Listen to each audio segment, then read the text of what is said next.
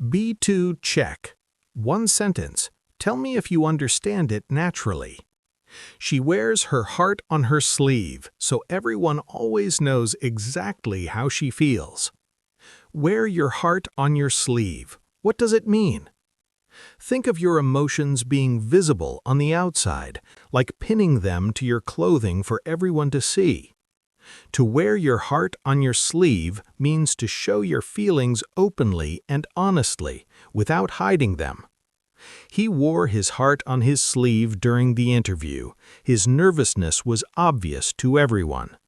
Or, I have never been good at hiding things. I wear my heart on my sleeve. Write in the comments, are you someone who wears your heart on your sleeve, or do you prefer to keep your emotions private? Practice English with Adam. Follow.